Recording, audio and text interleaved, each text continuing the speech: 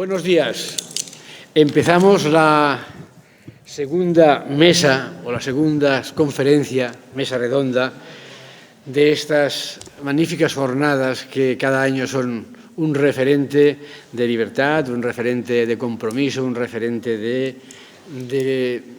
querer arreglar las cosas y de que las cosas vayan mejor en un mundo que no siempre va bien. Y el título, aunque lo tenéis aquí, pero para la gente que no tenga ninguna, es la violencia, un título largo, igual me canso ahorita, la violencia de las fronteras, campos de refugiados y centros de internamiento de extranjeros frente a las obligaciones internacionales. Luego los voy a presentar, pero quería decir que en la mesa anterior se ha hecho y se ha explicado un poco el trabajo o la muerte y la vida en las fronteras, una vida miserable, por así decirlo, en las fronteras exteriores. Y hoy vamos a hablar también en este caso, de unas fronteras posiblemente más cercanas.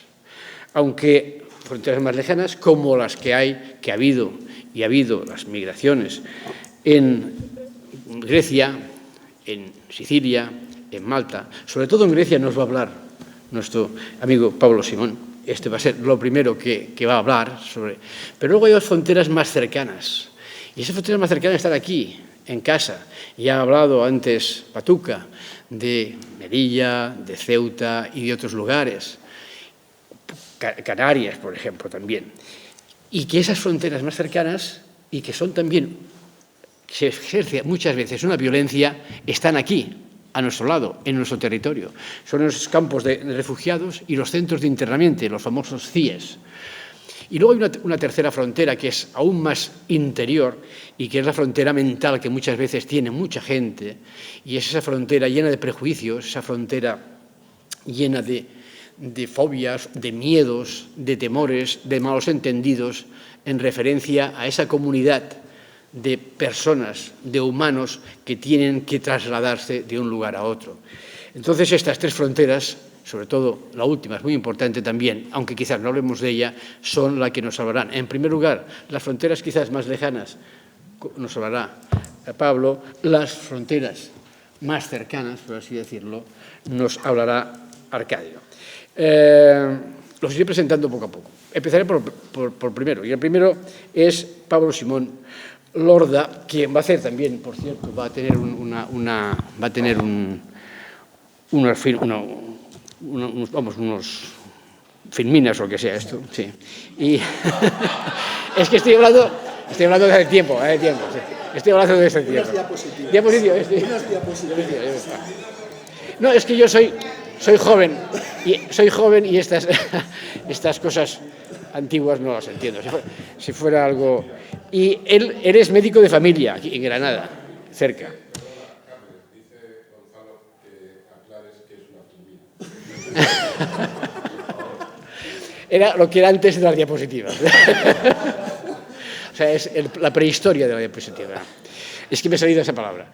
Pero vamos, ahora, Pablo Simón Lorda es médico de familia en Granada, es especialista en bioética y también es coordinador de Médicos del Mundo en Granada, entre otras muchas cosas.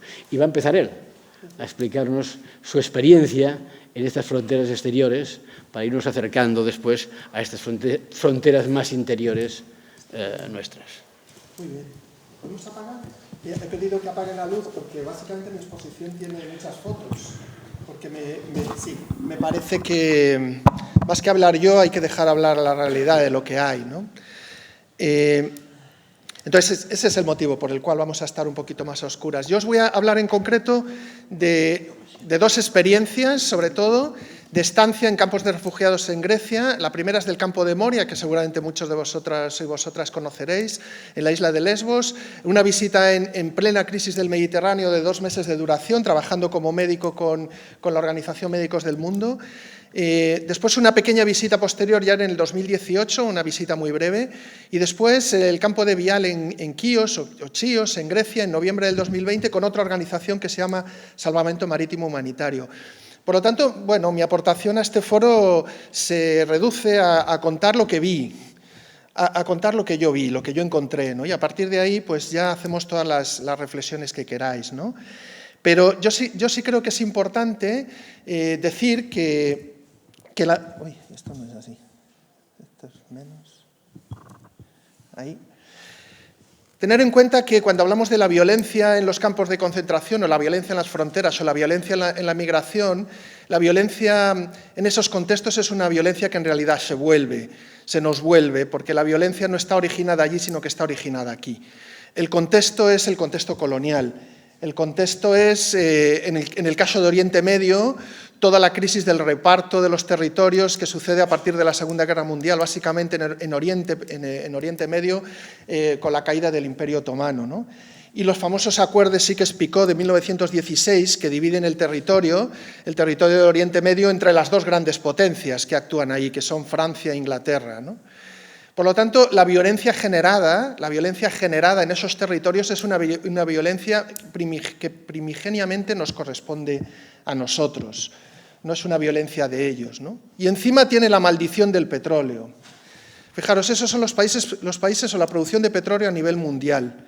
Si veis dónde se concentra la mayor producción de petróleo a nivel mundial, es precisamente en ese territorio. Y esto es la fuente, ya lo sabéis, para los países empobrecidos, el ser ricos en el subsuelo significa el inicio de casi todos los desastres, ¿no? No solo es el petróleo, sino son las carreteras que conducen el petróleo. La crisis de Siria está muy relacionada con los debates acerca de los oleoductos y por dónde tenían que sacar el petróleo básicamente Kuwait, Irak, Arabia Saudí, etc. Tiene que ver con eso. Supongo que os suena el Nord Stream. Estamos en lo mismo, ¿eh? Yo creo que es importante tener en cuenta que junto a la violencia económica, la configuración política de todos estos territorios es una configuración tutelada, también tutelada por nosotros. ¿Recordáis las primaveras árabes que están en el origen del conflicto? ¿Recordáis que en realidad la gran crisis de Siria aparece cuando aparece la primavera árabe en Siria? Gobiernos autoritarios que habían sido sostenidos por las potencias coloniales, la ciudadanía se rebela y las potencias coloniales lo que van a hacer es aprovechar en realidad para hacer limpieza y para reorganizarse para que permanezcan de nuevo sus intereses, ¿no? Es muy diferente el caso de Libia al caso de Egipto. Aprovechamos para deponer a Gaddafi, con todo lo de autoritario que fuera, pero no era favorable a los intereses coloniales, y aprovechamos para restaurar los gobiernos autoritarios en Egipto. Siria es también fruto de esta crisis política de las primaveras árabes. En el conflicto de Siria, que es el que yo viví en el 2015, que ya había empezado antes, todos estos actores son los que están actuando.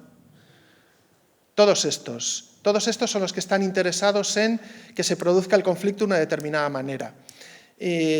Son los de siempre, incluida la Unión Europea, por supuesto. Y luego aparece el color religioso, la aparición del Estado Islámico, que es el que finalmente genera el lado más terrible y oscuro de la guerra, tiene que ver con la manipulación de los fanatismos religiosos, que es algo en el cual en general las potencias coloniales somos muy expertas, ¿no?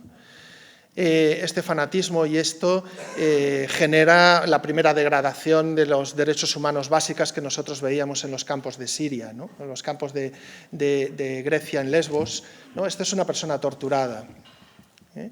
Una persona torturada, y cuando tú le preguntas por quién, en realidad no sabe, igual que aquellos que tienen heridas de los misiles, heridas ya curadas, ¿no? Dices, pero ¿quién te lanzó el misil? No lo sabemos. Alguien nos bombardeó. Pero nos cuesta identificar esto, ¿no?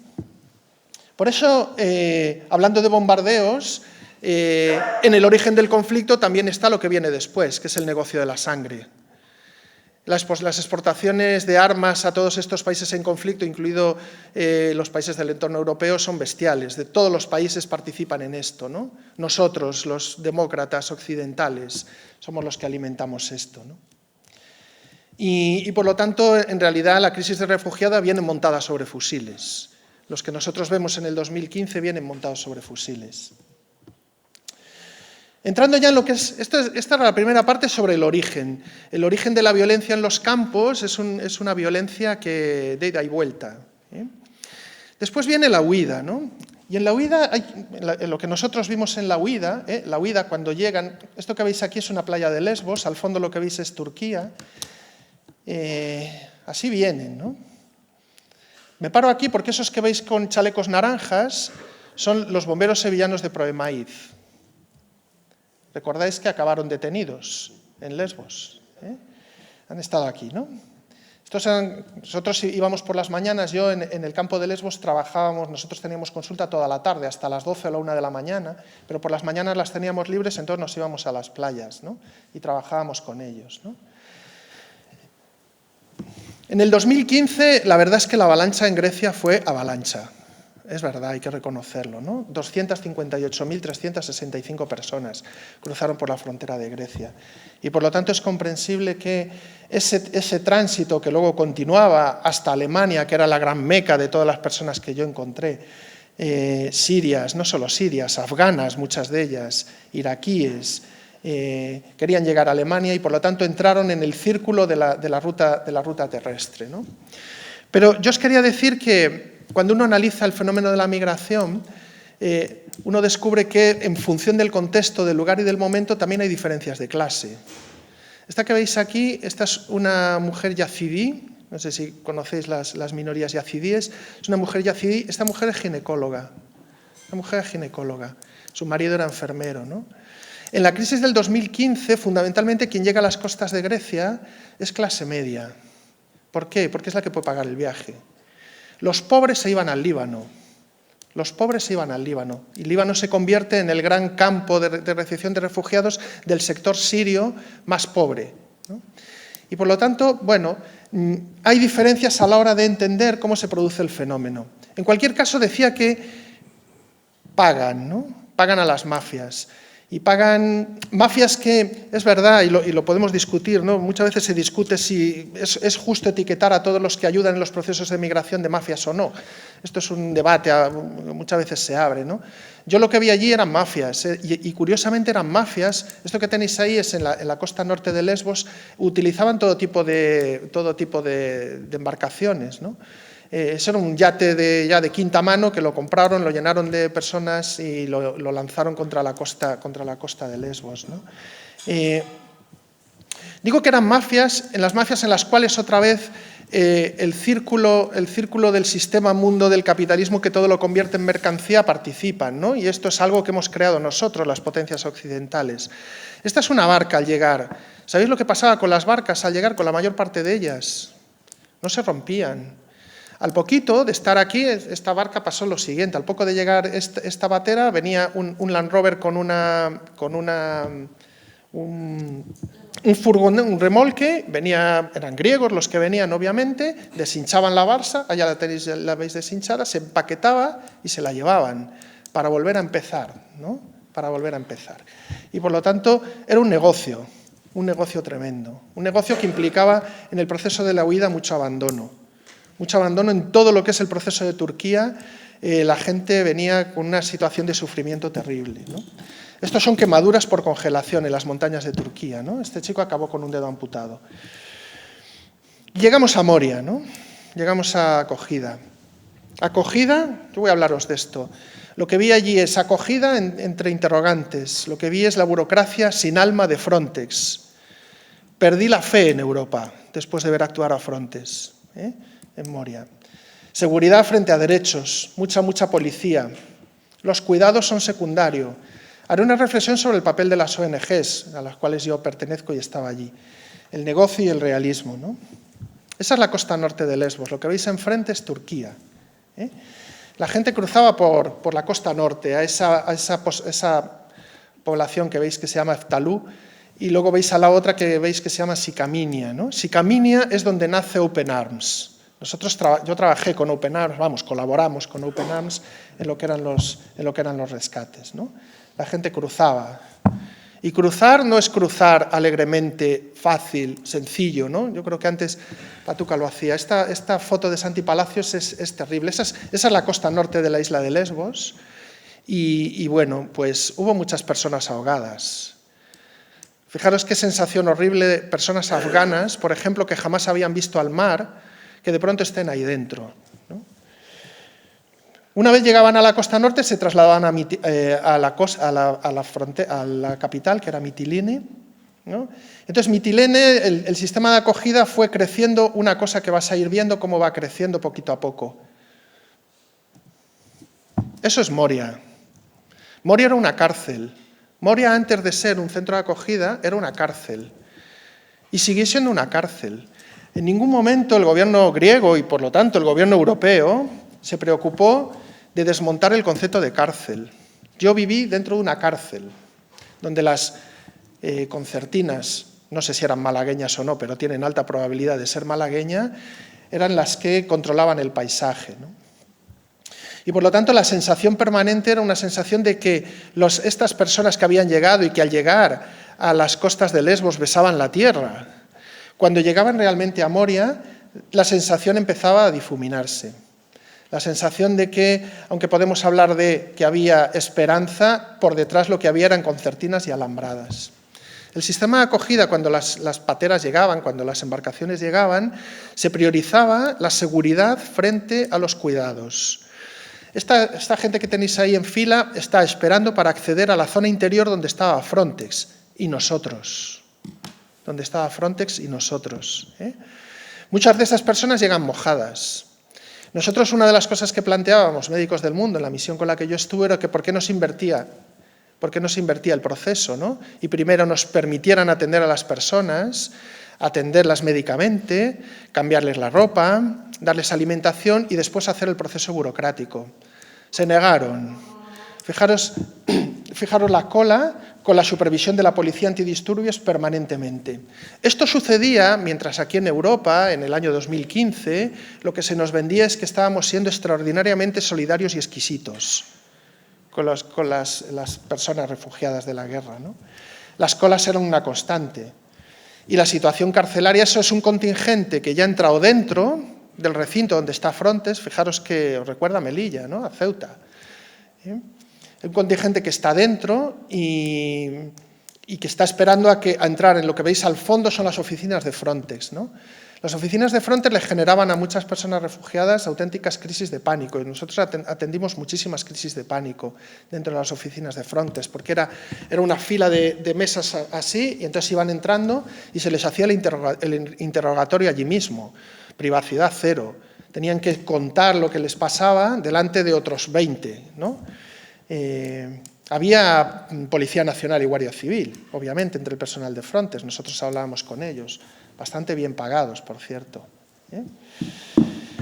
Mucha policía, mucha sensación de que lo importante era protegerse de una amenaza latente que eran las personas refugiadas. Esas a las que, como yo lo comparto totalmente, hemos acabado, pero en el fondo ya estábamos en el 2015 planteándolo, hemos declarado la guerra, porque ellos eran una fuente de amenaza. Básicamente esas personas, a pesar de todo el discurso bonito en el 2015 de que éramos muy acogedores, básicamente eran amenaza, ¿no? Bueno, en la oficina de Frontex lo que se les daba era un pase, ¿vale? Era un pase que lo que hacía era habilitarles para cruzar fronteras para llegar hasta Alemania, ¿no? Este es el pase que les daban a los afganos, sirios, en griego. Nosotros intentamos preguntar a la oficina de Frontex que por qué no emitían en otros idiomas, ¿no? Dijeron que bueno, que sí, que ya si tal ya lo veríamos, ¿no? Jamás lo hicieron. Por lo tanto, indefensión jurídica total. Era imposible, bueno, nosotros mismos éramos incapaces de entender en qué consistía el pase, cuáles eran los derechos reconocidos, ¿no? Ahí los tenéis. ¿Veis a ese intentando leer el pase? Lo mira con escepticismo. Estos acaban de salir de la oficina de Frontex y ahí están, esperando al paso siguiente, ¿no? La sensación de abandono era tremenda, sensación de abandono. Mojados. Muchos, cuando ya los locales donde, vamos, los sitios donde estaban, pues ACNUR lo que hacía era poner tiendas de campaña, ¿no? Donde vivían familias enteras. Yo llegaba a estar a 2 grados bajo cero en el campo de Moria, en Lesbos, ¿no? En el invierno, ¿no? Hace muchísimo frío, además un frío muy húmedo, ¿no? Entonces la gente arrasaba los olivos, los olivares alrededor del campo, ¿no?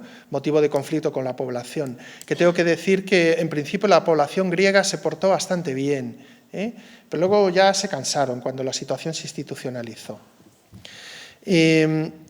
Otra sensación de olvido, ¿no? Esos son los baños. Los baños eran una cosa absolutamente indescriptible en el campo de concentración de Moria, lo llamo así ya.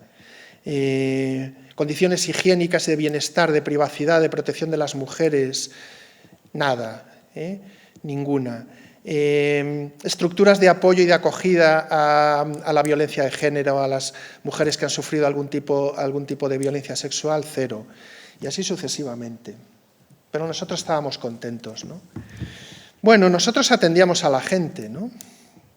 La pregunta es, ¿cuál es el papel de las ONGs en estas situaciones, ¿no? Porque yo estaba dentro, donde Frontex, O sea, la gente entraba, Frontex resolvía el papel y después, antes de irse, si necesitaban apoyo médico, se lo dábamos nosotros, ¿no? Pero la cuestión es, ¿cuidar o encubrir? Cuando hacíamos esto, ¿cuidábamos o encubríamos? ¿No? ¿Encubríamos una situación o estábamos realmente ayudando a la gente? Lo dejo abierto, yo tengo mis dudas. Es una gran pregunta siempre que se hacen las ONGs cuando colaboran con este tipo de situaciones. De hecho, yo os diré que Médicos del Mundo en realidad es una escisión de Médicos Sin Fronteras, y Médicos Sin Fronteras nació cuando en el conflicto de Biafra en los años 60 un grupo de médicos franceses volvió de Nigeria y criticó la neutralidad de Cruz Roja. La neutralidad de Cruz Roja. La neutralidad que también vimos en Archidona. Bueno, los bienpensantes europeos les enviamos todo tipo de cosas a los pobres refugiados, ¿no? Por ejemplo, esto. Entonces, la construcción del relato bienpensante por parte de los ciudadanos europeos es una cosa a repensar. Buena voluntad, sí, pero... Y luego el comercio, ¿no? O sea, la población griega descubrió que las personas refugiadas, o solicitantes de asilo, porque no eran refugiadas, necesitaban todo tipo de cosas. Y entonces hemos tenido el comercio en pleno, incluyendo la financiación del tránsito, ¿no? El campo de Moria estaba lleno de esto. Ofertas para viajar, ¿no? Una vez sales y terminas, yo te ofrezco. Mirad, el campo de Moria era un campo en transición cuando yo estuve, era un campo de paso. O sea, el procedimiento era, llegaban, se les resolvía en Frontex. La media de estancia en el campo de Moria, cuando yo estuve en el 2015, eran 3 días. O sea, la gente estaba, 3 días resolvía papeles y después iniciaba el viaje. Eso que tenéis ahí, que parece un edificio, es un gran ferry. Los ferries que llevaban hacia la costa de Atenas, ¿no? Ahí lo veis. Fijaros el círculo completo, ¿no? La llegada, los restos de la llegada, y ahí en el horizonte lo que tenéis es el ferry que transporta, ¿no? Una especie de maquinaria continuada, ¿no? Continuada. Pero eso se paró. La maquinaria se paró. Al poquito de estar yo, sucede el acuerdo de Turquía de marzo del 2016, y lo que se ha visto en Moria, y yo lo vi después en el año 2019, fue la progresiva conversión del campo de Moria en un campo cerrado. No ya un campo de tránsito, sino un campo cerrado. Esto es en el 2018, que yo hice una visita muy breve a Moria para ver cómo estaba, ¿no? ¿Qué había crecido en Moria? Había crecido las instalaciones por dentro y luego ya la incapacidad para acoger a las personas y, por lo tanto, la creación de grandes superficies de chabolas. Sí, el ACNUR ponía las tiendas, pero lo que eran chabolas, sin ningún tipo de servicio higiénico ni nada. Ahí veis los baños, pero bueno, en unas condiciones tremendas, ¿no? En el muro de Moria. Welcome to prison, bienvenido a la prisión. Esto es en lo que se había convertido Moria en el año 2018 cuando yo estuve, ¿no? Con un nivel de protección de garantías realmente muy escaso. Estuve a punto de ir a Moria en el 2020, pero Moria ardió en septiembre y se construyó un nuevo campo, y lo cierto es que cada vez, y ahora insistiré en esto, sabemos menos de lo que pasó en Moria. o de lo que está pasando todavía en el campo de Moria, ¿no? Por eso yo quería continuar ahora con una situación real de lo que es el campo de Vial, o de lo que ha sido el campo de Vial en el tiempo en el que yo estuve. Yo estuve un mes haciendo, bueno, práctica médica y atención allí, ¿no? Una cosa que es interesante es que los acuerdos, hay que decir que los acuerdos de Turquía con la Unión Europea funcionaron. Claro que funcionaron. O sea, la llegada, es decir, la constitución de Turquía como agente de control extraterritorial de la migración, de la frontera, funcionó. Fijaros la caída con respecto a lo que estábamos hablando en el 2015. Y fijaros cómo ahora las llegadas por mar cada vez son menos. Fijaros Lesbos, 873. Esto estoy hablando del año 2020, ¿no? Y en cambio cómo se mantiene una de las fronteras más mortíferas que hay en esa zona, que es la frontera del río Ebros. La frontera del río Ebros es una frontera terrible y además las personas que intentan cruzar por la frontera terrestre entre Grecia y Turquía en el río Ebros, bueno, padecen y a veces sale a la prensa todo tipo de violaciones de los derechos humanos. También cambió ha cambiado en lo que yo vi en Quíos, ya en el año, a partir del 2020, ¿no? El origen de las personas. La migración en Quíos sigue siendo, y en las fronteras, en Grecia sigue siendo, ahora es mayoritariamente afgana. Afganistán sigue siendo el gran generador. Y fijaros que la lista que os he puesto ahí de Vial es la misma que yo os he puesto de Moria, salvo que cambia la primera línea. Y esto es lo terrible. La experiencia de los campos de Grecia es la experiencia del tiempo retenido, del tiempo congelado. Fijaros que cuando las personas entran en un campo como es el campo de Vial, la gran diferencia con una cárcel es que el reo que entra en la cárcel habitualmente sabe cuánto va a durar su condena y por lo tanto sabe cuándo va a salir. Las personas refugiadas o solicitantes de asilo que entran en un campo como el de Vial no saben cuánto van a estar. Normalmente entre 2 y 3 años. Este es el campo, sí, ya estoy terminando. Este es el campo de Vial y vais a ver que en el fondo la iconografía es muy similar, pero más deteriorada. Estamos hablando de 5 años después de Moria, de 5 años después de la crisis del Mediterráneo. Es lo mismo. Es lo mismo. Las concertinas otra vez. Para entrar en el módulo donde nosotros estamos, que era el módulo donde estaban las autoridades griegas, no había entrada al libro, cacheos, incluido a las mujeres. Mucha policía. Suciedad, ratas todas las que queráis. Europa, año 2020, ¿eh? Europa, año 2020. Todo tipo de infecciones, todo tipo de parásitos. Esto es lo que yo vi. Era época COVID. El aislamiento COVID pues era bastante rudimentario. Los niños sin escuela, niños 2-3 años sin ningún tipo de asistencia escolar, mujeres solas. En el campo de Vial había una zona donde era sabido que había prostitución, a la cual nosotros no teníamos acceso, pero era sabido por todo el mundo, también por las autoridades griegas. Por lo tanto, era un lugar donde se producía prostitución y trata, donde seguramente se sigue produciendo hoy. Para mí esta es la imagen más importante del campo de Vial. Eso que veis ahí es una mujer posiblemente afgana, lo que está haciendo es mirando la lista de traslados. Aproximadamente 2 veces al mes sacaban la lista de los que iban a ser trasladados y todos iban a leer la lista a ver si le había tocado. Ese es el tiempo congelado, el tiempo congelado de los derechos, el tiempo congelado de la realidad de las personas. Esto es Europa, la persistencia de la memoria, pero el tiempo detenido. Nosotros, el Salvamento Marítimo Humanitario empezó a detectar que lo que se estaba produciendo en Vial eran devoluciones en caliente, devoluciones ilegales, y se empezó a denunciar. Nos llamaban porque habían habilitado un espacio aparte donde atendíamos a familias que a la semana desaparecían. Al principio las devolvían desde la tierra, después empezaron a hacerlas Grecia, Europa, empezó a hacer devoluciones desde el mar. Claro, esto a esta organización le ha costado tener que salir. Hace solo unos días, 15 de marzo, el Salvamento Marítimo Humanitario ha sido expulsada del campo de Vial. En este momento, las personas refugiadas del campo de Vial, no hay ya ni una sola ONG que esté supervisando qué es lo que está pasando dentro de Europa. Este es el mapa de lo que sabemos de la existencia de campos en el territorio europeo. En general, sabemos poco.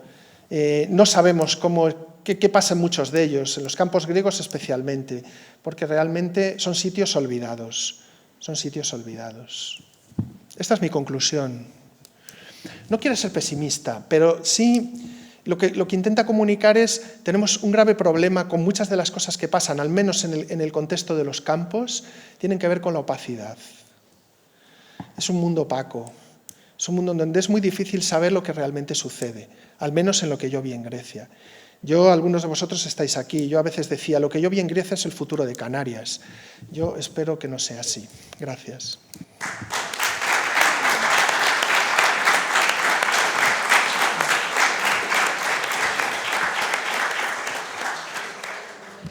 Muchas gracias, Pablo. Muy interesante toda esa exposición. Bueno, Con diapositivas. claro, con diapositivas. A ver cómo me recupero yo de esto. Bueno,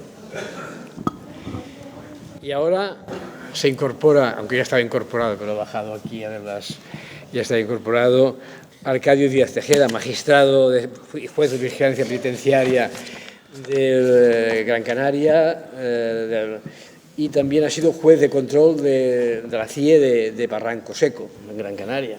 Por tanto, tiene una gran experiencia en todo ello. Y ahora quería hacer quizás, y perdona, tú tienes un nombre muy bonito, muy original, Arcadio, pero justamente no vas a hablar de la Arcadia, que como sabes tú, es un lugar maravilloso donde se es feliz, donde se es idílicamente se está muy bien, y justamente vas a hablar, creo que de todo lo contrario, ¿verdad? Los CIEs no son la Arcadia. No. Bueno, pues... Mira, lo primero es a ver cómo me recupero de la exposición de Pablo, sobre todo con la frase final. Es médico, Sí, sí. Por lo tanto, has hecho bien con el vacilón que has hecho de mi nombre, porque así me voy recuperando para poder decir algo coherente. La verdad es que, bueno, aparte del ritual, es decir, agradecerle a Luis Carlos, a Fátima, a la gente que ha estado trabajando esto en la invitación. Lo agradecí al principio, cuando ustedes me lo dijeron. Luego, unos días antes de venir para acá, me empecé a acordarme de mis muertos. Y decir, pecado, tener que coger el avión para ir para allá. Luego llega uno aquí y empieza a escuchar a ustedes las ponencias y las intervenciones y empieza a decir, coño, pues la verdad es que esto hay que hacerlo de vez en cuando porque uno tiene que volver a nutrirse, tiene que volver a escuchar exposiciones, tiene que recargar las baterías y un poco tratar de aportar algo. Entonces, ¿qué cosas les puedo aportar después del impacto de lo que le he escuchado a Pablo?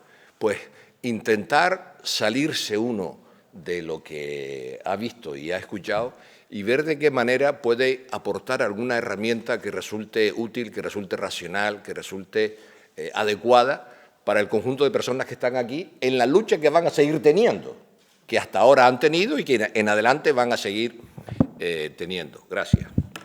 Virgilio, ¿no? Gracias. Bueno, yo quería hablar de 3 apartados y si se me va el baifo, traducción para ustedes, se me va el santo al cielo, me reconducen al apartado que tengo que meterme y no salirme de él. Hay un primer apartado que yo querría evaluar, que sería lo que sería describir. Hay un segundo momento que sería evaluar eso que describe. Y hay un tercer momento que a mí me parece el más relevante, que es un apartado propositivo, un apartado de hacer sugerencias, un apartado de qué cosas podemos hacer cuando salgamos de aquí. Entonces, el apartado descriptivo debe ser lo más breve posible. ¿Por qué? Porque todos los que están aquí son gente que están sensibilizados en la materia. Encima Pablo nos lo ha refrescado y nos ha abierto otra vez en canal. Y por lo tanto sabemos lo que está pasando. A mí me habría gustado preguntarle, y ya aprovecho para decirle a Pablo, ¿qué opina él de lo que está haciendo últimamente el gobierno griego, que es utilizar a los migrantes para que ellos mismos repriman a los migrantes y los expulsen del lugar? O la evaluación que hacemos, ayer citaba Luis Carlos la propuesta británica, y hay un detalle en que no sé si ustedes lo comparten. Fíjense ustedes que el primer ministro británico es de origen indio. La ministra de Interior que hace la propuesta es igual. de origen indio. Yo no sé si segunda o tercera generación, no lo sé, me da igual. Pero qué curioso que ella misma dice que el 50% de la propuesta que hacen de prohibirles el asilo a los que crucen el Canal de la Mancha y mandarlos a Ruanda, el 50% de la propuesta va en contra de la Convención de Derechos Humanos de Roma del año 50. Pero a pesar de esa conciencia exacta de que el 50% va en contra de la Convención, aún así hacen la propuesta. Eso lo conecto con la evaluación. Entonces, con esos dos elementos, no sigo con el hecho de que en Melilla la mayor parte de la gente que intentó cruzar eran de Sudán, porque el debate con lo que tú decías esta mañana, Patuca, del Tribunal Europeo de Derechos Humanos, si quieren luego hablamos un poquito de eso, lo que es la sala, la gran sala, cómo se eligen a los jueces, etcétera. En gran medida el tribunal refleja la situación ideológica mayoritaria que hay en Europa en ese momento, y es la abstracción de los jueces y el comité de elección de jueces. Pues el debate es que no se puede devolver en caliente sin tú saber si esa persona es susceptible o no de estar incurso en alguno de los supuestos de asilo o protección subsidiaria.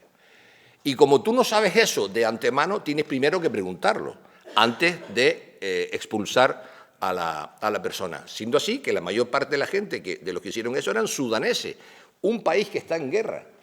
Y con esto no voy a conectar con el debate de ayer de la parte esperanzadora que decía Luis Carlos, de cómo se ha puesto en funcionamiento algo previsto años atrás, pero que nunca se había usado y ahora se está usando con los ucranianos, porque no del este al oeste, sino del sur al norte, hay algún país que hace décadas que están en guerra, Malí, y ese mecanismo no se ha usado.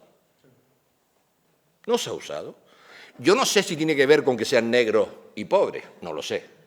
No lo sé. Ni tampoco estoy planteando ningún dilema estilo ¿quieres más a mamá o a papá? Yo no estoy diciendo eso. Yo creo que hay que usar ese mecanismo con los ucranianos. Por supuesto que sí, son seres humanos, ni mejor. Nadie es más que nadie, que decía Machado. Pero, coño, es que los de Malí llevan años, llevan décadas. Y al principio el debate con la oficina de asilo era cuando decía, no, señoría, dése usted cuenta que la guerra está solo en el norte. Yo le decía, pero mi niño, los malos que se dedican a reclutar a los adolescentes para ponerles un fusil, los salafistas, para ponerles un fusil y que maten a otros, no se ponen a discutir de geografía. Ellos avanzan en el país y también avanzan en el centro, también avanzan en el sur. ¿Cómo vamos ahora a decir a uno que no porque es del centro de Malí o que es del sur de Malí, sino que es un país que afecta? Cuando ya luego fue el golpe de Estado, entonces ellos empezaron a reconsiderar no solo a los del norte, sino también a los del centro y a los del sur. Pero es que semanas más tarde hay otro conflicto militar. Y hay en la cárcel de Juan Grande, hay un señor que era un militar que apoyaba al gobierno en Ghana. Hubo un cambio y los que entraban pasaban a cuchillo a los que salían. Y este tío se fue del país con su mujer y con sus hijos. Es decir, de alguna forma la realidad nos va mostrando un conjunto de datos que se han descrito ayer y hoy. No me planteo, sinceramente, aunque lo pensé en su momento y lo he expresado en otros momentos y también aquí, no me planteo las disyuntivas de unos u otros, sino para que nadie me dé un capón en la calva, ya de entrada digo que se trata de incluirlos a todos. Por favor, no me digan a unos sí y a otros no, ya hablo de incluirlos a todos. Hay que usar esa fórmula en términos jurídicos con los ucranianos, no lo discuto, del este al oeste, pero también hay que usarlo con los africanos. ¿Por qué razón? Porque son seres humanos como ellos también. Y la realidad africana en ocasiones es muchísimo más fluida de lo que sale en los medios occidentales. Porque a veces no solo son golpes de Estado, a veces se plantean cambios de gobierno y la relación con los que salen no es una relación, digamos, adecuada, etc. Es muy fluida. Y en muchas ocasiones tenía que estarle hablando con la Cruz Roja y con la gente de la oficina de asilo para decirles, mire, en este caso no actúen ustedes con los mismos esquemas de otras partes. Les digo el ejemplo, a los chicos de Malí, muchas veces en la entrevista les decían, mire, póngame usted por escrito el valor de la moneda de su país de manera fraccionaria. Y el tipo no se lo escribía. Conclusión, no es de Malí porque no lo sabe. Claro, cuando yo vuelvo a entrevistar al chico y me dice, yo soy de Malí. Digo, entonces, ¿por qué no sabe escribir esto? Porque no sé escribir. Digo, coño, pues recurra usted a esto en apelación. Segunda apelación, le tenía que decir al policía, mire, intente que se lo explique oralmente, que no sabe escribir. El 80% no sabe escribir. Se lo explicaban oralmente y entonces lo aceptaba. Entonces, aceptaba que era maliense y que no era algo ficticio. ¿Qué ocurre? Que en ocasiones la misma oficina de asilo sigue funcionando con esquemas occidentales para Europa, pero no se da cuenta que no es así. O, por ejemplo, con los mismos chicos de Malí, que usaban el francés. ¿Por qué? Porque el francés era el idioma colonial en el caso de Malí. Pero yo les decía, pero mire, es que hay algunos de ellos que no fueron a la escuela, que lo que hablan no es francés, lo que hablan es bámbara. Si alguno no sabe lo que es el bámbara, no se preocupe. Yo tampoco lo sabía. Lo que era el bámbara, el wolof y el pular. Yo no lo sabía hasta que no estuve viviendo estas experiencias con ellos. Son los idiomas maternos. Es verdad que son idiomas que están incrustados de un montón de expresiones de las antiguas países coloniales, de francés o en algún caso alguna expresión anglófona, pero en general francés. Cuanto más puro es el bámbara, menos expresiones francesas hay. Pero claro, yo no tengo ni idea de bámbara, solo sé decir gracias, que es inichen, solo sé esa palabra. Pero cuando los oía los intérpretes del Ministerio del Interior, dicho sea con todo respeto, y en todos los grupos humanos y oficios hay de todo. Pero cuando me decía el chico, me hablaba el interno en el CIE, hacía un gran discurso, y luego el intérprete del Ministerio del Interior decía, le preguntaba, ¿qué ha dicho? Que no está de acuerdo. Pero, hombre, si ha hablado un montón de rato, ¿cómo me va a decir usted eso, que no está de acuerdo? Digo, pero explíqueme lo que ha dicho, que no está de acuerdo. O si no, el mismo intérprete le hacía un gran discurso, largo discurso, al chico. Y yo le digo, ¿y usted qué ha dicho? Le he explicado el reglamento. Pero, ¿cómo que le he explicado el reglamento? Que dígame usted lo que ha dicho. No, le he explicado el reglamento. Digo, oiga, pero es que usted no puede hacer eso. ¿Qué pasa? ¿Que es que yo no puedo hablar? Pues no. Usted aquí está trabajando. Y como está trabajando, lo que tiene que hacer es, me dice todo lo que ha dicho este señor en bámbara, me lo dice usted al castellano. Todo, incluso los insultos, todo. Y lo que usted vaya a decirle, me lo dice antes a mí, para yo decirle si le explica eso o no, porque el reglamento igual se lo explico yo mejor que usted. Conclusión, le pedía a la Dirección General de Justicia que pusiera intérpretes pagados por la Dirección General de Justicia de la Comunidad Autónoma. Esos intérpretes hacían lo que le decía al juez y con lo cual no había ya ninguna discusión. Lo que intento decirles es que en la práctica real, en cada una de las situaciones uno va improvisando si lo que quiere es averiguar lo que está pasando. Esto que decían esta mañana, recuérdeme que tengo que saltar del lado descriptivo a lo evaluador porque si no, no me va a dar tiempo. Esto que decían esta mañana, de la diferencia que decía al principio Patuca y después le preguntaron y tú insistías, los emigrantes o los refugiados y demás, miren, en términos reales, cuando tú los escuchas, si quieres escucharlos, claro, cuando tú los escuchas, te das cuenta que todo eso son categorías que no sirven para nada. No sirven para nada. ¿Por qué razón? Porque ellos te explican su drama. Y, por cierto, en eso que tú hablabas de la privacidad y el derecho de defensa, yo no me quiero cebar en ningún grupo humano, en ninguno, y en ningún grupo profesional, insisto, en todas partes, como entre los jueces, los fiscales, los médicos o los abogados. Hay de todo. Pero cuando llegan, lo peor es que ni todos ellos no sienten que sean sujetos con derechos. No se viven como sujetos con derechos. Ellos se viven como dan gracias a Alá o a quien sea porque están vivos, porque no le están pegando y le ofrecen un bocadillo y una manta. Y con eso están satisfechos. Y claro, cuando tú les dices, pero mire, ¿usted habló a solas con su abogado? No. Sino que habíamos un grupo, al principio era un abogado por 14, luego al final conseguimos un abogado por 6, pero al principio es que la intérprete traducía al francés o al árabe pero no había una reunión individual y privada que nadie escuchase con el abogado. Muchas veces tuve que reunirme con el decano del colegio de abogados, con la compañera que llevaba el turno de oficio, para decirle, mi niña, aquí no hay ningún derecho fundamental que se esté cumpliendo. Si el abogado no tiene una conversación privada con el chico y que solo la escuche el intérprete, nada más. Pero el intérprete, a ser posible, que no sea un intérprete de interior, sino que sea un intérprete que esté pagado por justicia, porque es distinto. Quien paga manda. Esto es vulgar, pero es cierto. Quien paga manda. Y en ese momento, si paga justicia, paga en unas condiciones determinadas. Si no, no pagan las mismas condiciones. Entonces, lo que estoy intentando trasladarles es que la realidad que tú describes, muchísimo más dura, Pablo, en el caso de la experiencia canaria, ya en los buques de salvamento, ya habíamos conseguido que les quitaran las ropas, que estaban todas mojadas, y que les dieran ropa seca.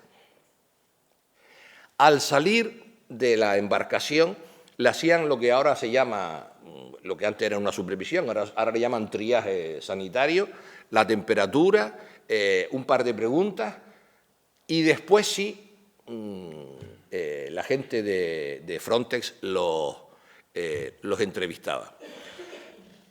Es muy importante. Lo que pasa es que aquí son diversas técnicas y se buscan objetivos distintos. Si predominase el discurso humanitario y no el discurso securitario, seguramente sería en el orden de, primero, la atención básica, lo que es agua, comida, ropa, manta, triaje sanitario, la prueba del COVID en aquella época de pandemia.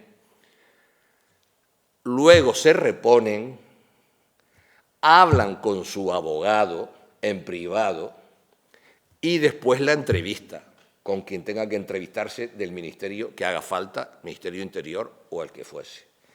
Si no es en ese orden, las condiciones en las que está el migrante son tan frágiles, son tan vulnerables, que no están en condiciones de poder responder con precisión.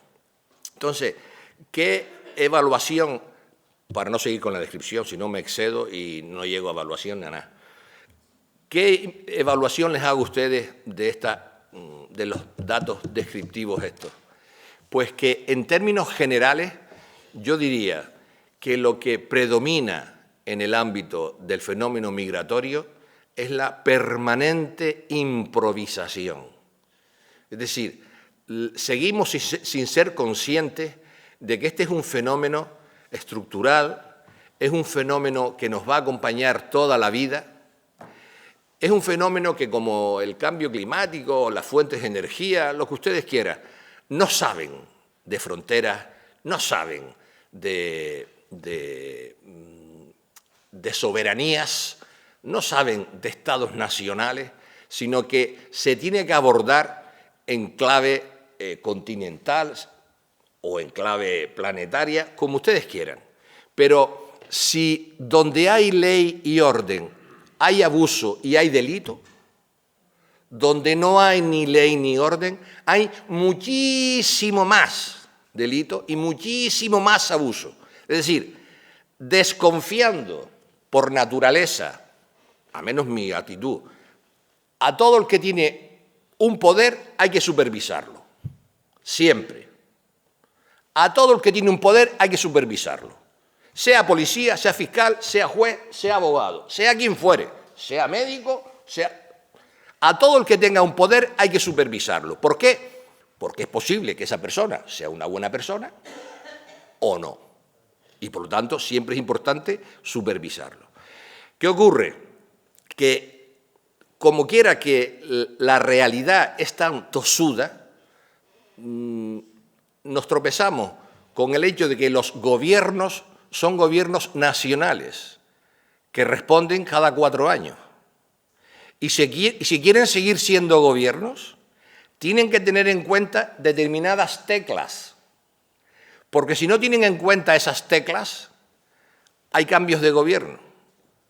Por ejemplo, cuando la experiencia de las 2.600 personas en el muelle de Arguineguín, les decía, hacinadas, sin agua potable, sin baño, sin techo.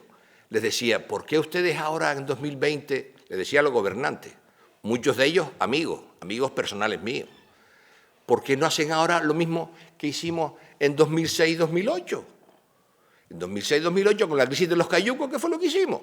Pues se montó en Gran Canaria, en la isleta, unas tiendas de camuflaje de los militares, esa de color negro-verde, unas tiendas de camuflaje, y hubieron 3.500 chicos y chicas.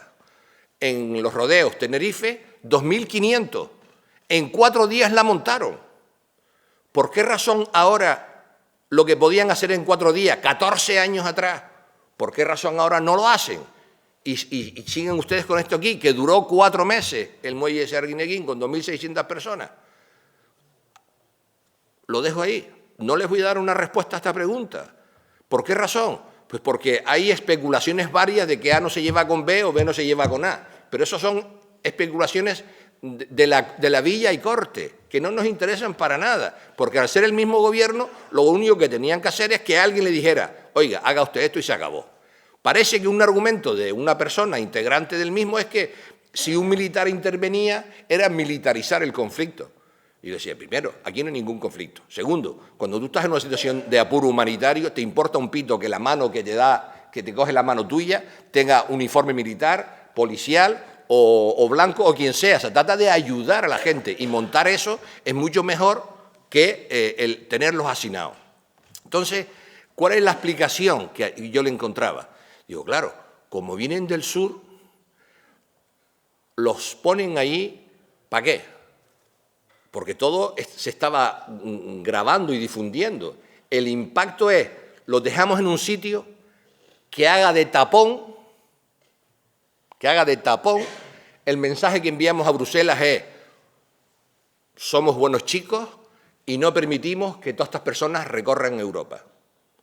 Y el mensaje que enviamos para abajo, para los que están fomentando esto, es, no hagan esto porque los van a taponar ustedes en un lugar inadecuado. Porque al final, alguno de ustedes puede pensar, coño, pues que es que este tío lo que está hablando es de pura representación simbólica, de puro espectáculo, de pura visión. Es que eso es lo que predomina en la vida pública. Eso es lo que predomina. Cuando esta mañana una compañera al fondo decía, ¿cuál es la agenda? Y Patuca y Luis Carlos decían, la agenda es, dicho en mis términos, no en los términos de ellos, que son más elegantes, pero en términos míos más toscos, la lucha es la pelea ciudadana. La lucha ciudadana. ¿Cuándo la lucha ciudadana es efectiva? Cuando tiene impacto. ¿Impacto de qué naturaleza? Impacto mediático. ¿Por qué? Porque cuando la gente ve que un movimiento puede generarle pérdida de votos, entonces se preocupan. Si lo que alguno de nosotros dice es una cosa que decimos en privado, no tiene trascendencia. Pero si lo que nosotros hacemos tiene un impacto en la sociedad, porque todo hay que decirlo, no se puede satanizar a todos los medios. También hay gente, esta mañana me recordaba el nombre de una periodista, Patuca, que estuvo con ella en una reunión en Gran Canaria, que es una mujer caracterizada por su compromiso permanente en esta materia. No digo su nombre porque me da vergüenza no decir otros nombres que también son personas comprometidas, pero es verdad que esta compañera está muy comprometida con esta causa. Vamos a llamar una causa humanitaria. Esta no es una causa ni partidista, ni ideológica, ni política, ni religiosa, ni de ninguna naturaleza. Es una pura causa humanitaria, de simplemente sentir empatía y solidaridad con miembros de nuestra misma especie. Pues entonces, la necesidad de esa pelea ciudadana es clave. Si eso impacta desde el punto de vista de afectar al conjunto de la población, entonces se nos hace muchísimo más caso. Conclusión de la parte descriptiva. En mi opinión, el fenómeno migratorio lo estamos abordando en términos estrictamente de improvisación. Digo lo que yo he vivido, por usar la primera expresión de Pablo, de lo que he vivido en primera instancia. No le describo con mucho más detalle las veces que iba al CIE, lo que hablaba con los chicos, las veces que iba a Arguineguín, cómo se comportaban unos y otros cuando me veían allí o hablando con los chicos. Algunos me recordaban del CIE y me decían, señoría, ¿tres qué? 3 veces yo he hecho esto, 3 veces. O sea que llegaba, los pulsaban, Venía otra vez, lo expulsaban. Venía otra vez, lo expulsaban. ¡Oh, 3 meses! Pero lo decía con el orgullo de... Porque lo que tú decías antes de las clases medias, lo de la ginecóloga, si quieren luego le analizo con más detalle esto, pero a lo largo de esos meses varió la composición humana y el origen de clase de la gente que venía. ¿Por qué razón? Porque en principio tú veías gente, la gente que viene de Malí, la gente que venía, había gente que venía de las Islas Comores. Coño, miren ustedes el mapa, ve dónde diablos están las Islas Comores, que yo ni me acordaba dónde estaba eso, está en el Quinto Pino, atravesaron todo el continente, en las Islas Comores. Entonces, había gente, no digo los que venían de Malí, los que venían de Senegal, pero había gente que venía de Marruecos, que no todos eran personas, digamos, que no tenían otra opción, salvo jugarse la vida ahí. Porque hubo un momento, en el momento del confinamiento, también venían algunos de ellos con el pasaporte y con unas ropas adecuadas y con unos bolsos adecuados. ¿Me explico? Quiero decir, también había gente que no podían trabajar en turismo, eran taxistas, eran intérpretes, no podían trabajar en turismo e intentaban hacerlo. Pero eran los menos. La mayoría era gente, como ahora uno que está en Juan Grande, que él metió en la patera, él, su mujer y sus 4 hijos. No quiero extenderme en lo que ocurre ahora en la cárcel de Juan Grande, que son 1000 personas, hay 200 migrantes, antes lo comentaba aquí, se les condena a 3 años por un delito contra los derechos de los ciudadanos extranjeros, pero si luego ha muerto uno en el trayecto, 1 año y medio más, y se ha muerto 2, otro año y medio más. Y claro, aquí participa el show y participa lo que llamaba la industria del entertainment, que es titular: los traficantes han sido condenados. Pura mentira, no son los traficantes, ese es otro migrante que ha pagado menos el billete, o no lo ha pagado o le han hecho una rebajita, pero le pagan para mantener la caña con la mano. O alguno que a lo mejor sabe leer el GPS, que no sabe lo que es N norte, S sur. Pero no es verdad que sean los traficantes, porque los traficantes se quedan en la costa africana, si es que están en África. Si es que están en África. Hay alguna sección de la Audiencia Provincial de Las Palmas que cuando ha condenado a uno de estos chicos a 3 años por un delito contra los derechos de los ciudadanos extranjeros, por llevar la caña, ha puesto en el último inciso del hecho probado, se deja constancia de que es un migrante que buscaba un futuro mejor. ¿Me explico? Es decir, el propio magistrado ponente, porque en general los otros 2 miembros de la sección aceptan el fallo, aceptan el razonamiento y no va a entrar en la redacción exacta. Pero alguno de ellos metía ese párrafo como era una manera de decir al que leyera la sentencia: nosotros lo hemos condenado, pero no dejamos de reconocer, es un migrante que está buscando un futuro mejor, nada más. Aunque luego el hecho probado describe el tipo del Código Penal y ahí estaba. Entonces, lo que intento trasladarles con esto de la evaluación es permanente improvisación.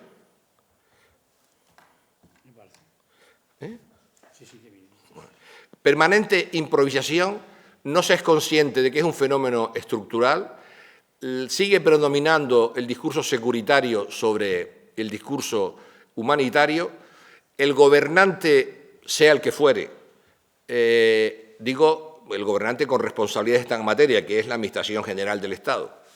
Pues saben ustedes que lo que es la comunidad autónoma tiene competencia con menores de edad, pero no con los mayores de edad. Se plantea muchas veces esto que les estoy diciendo. En la práctica real, cuando decíamos, miren, este es un territorio fragmentado con una amplia densidad de población, ninguno de ellos nos ha dicho que quiera estar en Canarias, todos nos han dicho que quieren ir a la España grande, pero que quieren ir a la España grande. ¿Y dónde estaba la guagua para llevarlos a la España grande? ¿Dónde estaba el autobús para llevarlos a la España grande? Ninguno quería quedarse en Canarias, ninguno de ellos nos había dicho que quería quedarse en España. La mayoría querían ir a Francia, hablaban francés, algunos querían ir a Alemania, a Holanda, porque tenían familiares allí. Entonces, Si se les escucha, tienen que saber que en general lo que tienen un proyecto migratorio de largo recorrido, quieren llegar a un lugar donde hay algún tipo de vínculo que les permita conseguir estabilidad y conseguir trabajo. Ninguno afirmaba que se quisiera quedar en Canarias o en España. Entonces, lo que digo de la improvisación es, necesariamente, si esto no se enfoca en términos continentales y en términos estructurales, vamos a seguir viviendo el drama permanente. No me extiendo sobre el cementerio marino del Atlántico, las condiciones en que llegan al archipiélago, porque, en fin, hay detalles dolorosísimos. He recogido un montón de cadáveres ya todos disecados, ¿no?, deshidratados. Bueno, lo de los sin nombres que decían, eso es el pan nuestro de cada día. Es verdad que los forenses le cogían una muestra de músculo, ¿no?, del muslo, le cogían una muestra de músculo y lo guardaban. Decían, tal número, tal persona. ¿Para qué? Porque si venía un familiar, digamos, de primo para adelante hay más duda, pero de primo para arriba, en términos de hermanos, tíos, etcétera, ahí había más posibilidades de poderlos identificar. Bueno, la parte esta descriptiva yo creo que ya está más que suficiente. La improvisación. La parte... Evaluación tiene 5 minutitos. Vale. La parte de evaluación... Incluso 6. Yo no quiero presionar. A ver... Ya casi lo has dicho, ¿eh? No, yo he ido a plantearle que la parte de evaluación, es que es un poco bestia decirlo así, es que o no se están enterando o no se quieren enterar. O no se están enterando o no se quieren enterar. A ver, si nosotros tocamos la tecla emocional, la tecla de la compasión y la tecla de la solidaridad, eso tiene un efecto en la gente que es susceptible de ser empática, es susceptible de ser compasiva y es susceptible de ser solidaria. Pero es que hay gente que no es susceptible de ser empática, compasiva y solidaria, pues porque hay suficiente presión ideológica y suficiente discurso securitario en torno a estos chicos. ¿Y si vienen terroristas? ¿Y si vienen no sé cuánto? ¿Y si nos traen enfermedades? Imagínense con el COVID, cuando llegaban, ¿y si nos traen el COVID? ¿Y si nos traen el ébola? Todo era el miedo. Pero en términos reales no era así. El grado de contagio que tenía era infinitamente inferior a los propios canarios. El problema está en que si esta tecla no está funcionando, igual hay otra tecla que sí podría funcionar más, que es lo que se podría llamar la inteligencia egoísta. Es decir, a estas gentes los necesitamos. A esta gente los necesitamos. ¿Por qué los necesitamos? Los necesitamos porque, dada la pirámide poblacional y la esperanza de vida y la longevidad, etcétera, el estado del bienestar, el que ustedes quieran que haya, 1, 2, 3, 4, en fin, da igual el nivel que ustedes le pongan, o el estado del bienestar, o la sociedad del bienestar, lo que ustedes quieran, en términos de cotización a la seguridad social y mantenimiento de las pensiones, ahora que está en este debate con la reforma, toda esta gente es necesaria. Había ya un estudio de hace 20 años que insistían en que era necesario 50 millones de personas que vinieran a Europa para mantener el estado del bienestar. Yo no estoy hablando del estado del bienestar que debería ser, sino digo el que tenemos ahora. Solo el que tenemos ahora, esta gente hace falta.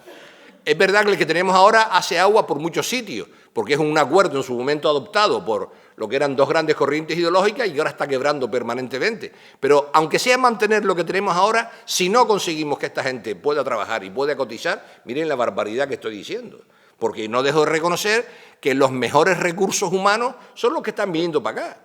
Son la gente que consiguen pagar el trayecto. Porque en la zona norte, 3.000, 4.000 euros, desde el año 2018 un informe de Frontex nos decía que se iba a acentuar el uso de la ruta canaria, que es más peligrosa, pero más barata porque hay menos vigilancia que en la zona de Gibraltar, que se iban a desplazar hacia la zona de Dakhla, la antigua Villa Cisneros.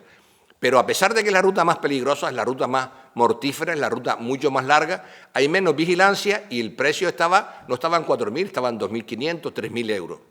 Pues, a pesar de que son la gente que están años ahorrando para conseguir el precio de ese traslado, a pesar de que son los más fuertes, los más emprendedores, son los recursos humanos que necesitan estos países para su desarrollo, a pesar de esto, les digo, igual, si tocamos la tecla de decirle a la gente con menos capacidad de empatía, de compasión y de solidaridad, y les decimos, coño, es que necesitamos esta gente para mantener el estado del bienestar, porque si no es que no lo estamos manteniendo con el nivel de reproducción que tenemos en la Europa. Nos estamos envejeciendo sin suficiente gente para trabajar. Esto es una barbaridad, pero prefiero decirlo que omitirlo, a ver si así conseguimos movilizar un poco más a la gente. Y la tercera cosa, a toda velocidad, la parte que más me interesa, la parte propositiva. Miren, es muy sencillo y muy complicado de hacer. Si no hay corredores humanitarios que garantizan el traslado de los países de origen por los países de tránsito a los países de destino, esto va a seguir ocurriendo. No hay manera de pararlo, porque por mucho dinero que se inyecte en Argelia o en Turquía o en Marruecos, por mucho que se inyecte ahí, más adelante buscarán alguna otra vía para chantajear a España y Europa para conseguir más. Y volverán a dar más, para aguantar unos meses. Y después de unos cuantos meses volverán a encontrar otra vía para chantajear a España y Europa para conseguir más. Y lo seguirán haciendo, porque hacen de tapón. Claro, la idea es, si ellos hacen de tapón a cambio de dinero, si usan miles de personas para el juego entre tronos y juegos de presión de unos y de otros, ahora aflojo para que salgan unos miles, vayan a Canarias, ahí que Canarias haga de tapón. Bueno, al final hemos conseguido que ya no pongan campamentos, no los tengan hacinados, pongan un campamento con esas tiendas de camuflaje.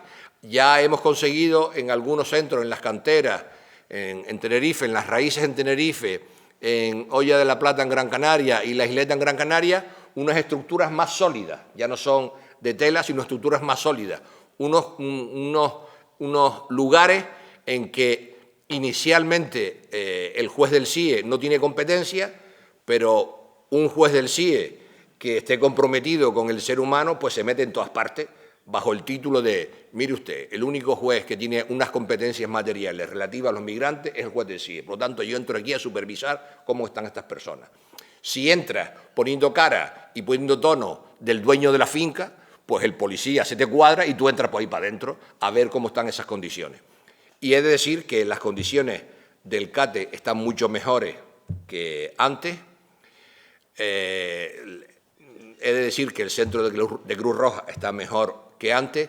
En eso hemos mejorado, mientras no venga otra vez otra avalancha.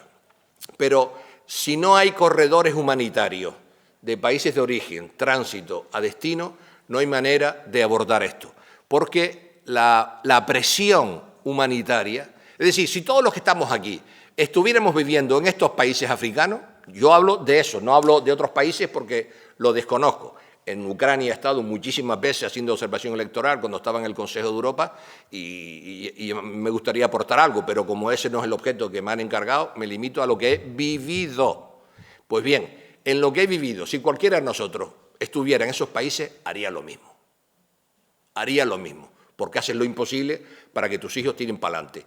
Mire, de los 200 chicos y chicas también que hay, que son migrantes, condenados a 3, 5, 7 años en la cárcel de Juan Grande, que es lo que estoy llevando ahora, sinceramente, excepto 2, 3, porque hablo con ellos y me dicen nigerianos y de Ghana, vinculados a redes de trata, con la cosa del vudú y la manipulación de las señoras, el miedo a lo que le hagan a las familias si declaran y ayudan, etcétera, excepto 2 o 3, yo les diría que la inmensa mayoría de ellos son migrantes, pura y simplemente migrantes, que como no tenían las perras, pues agarraban la caña de la embarcación.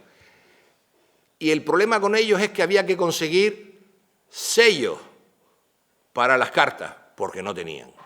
Algunos tenían móviles, muchos no tenían móviles. Y el problema era cómo se comunicaban con sus familias para decirles que estaba vivo. Para decirles que estaba vivo. Entonces, lo que trato de decirles es que no calmemos nuestras conciencias diciendo los traficantes están en la cárcel, porque no es verdad. Primera cosa.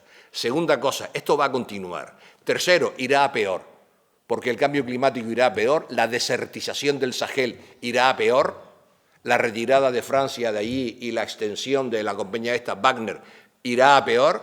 Si hablan ustedes con algún militar que ha estado allí, les puede explicar lo que está pasando con esta compañía Wagner y cómo el golpe de Estado que se dio en Malí pues está teniendo resultados y se apoyo en esta compañía. Es decir, esto va a peor en relación a África. Y si va a peor en relación a África, los movimientos migratorios van a seguir avanzando. Y la única posibilidad, insisto, son corredores humanitarios que garanticen desde países de origen, tránsito a destino. Una chica que atendí en el juzgado de instrucción en aquel entonces, era una chica que venía de Camerún. Recorrió todo el continente trabajando, haciendo trabajo doméstico. Me explicó la de veces que fue violada cuando cruzó el desierto. Y ella salía de todo esto y su argumento era muy sencillo. Mi hermana se murió. A mi hermana le hicieron una operación, le extirparon el clítoris, tuvo una infección y murió. Yo no quería que me lo hicieran a mí y por lo tanto he estado huyendo. Y yo quiero llegar a Holanda, me decía, y yo quiero llegar a Holanda porque tengo allí un familiar que me puede conseguir trabajo. Entonces, esa chica estaba parada allí en Gran Canaria. ¿Qué ocurre?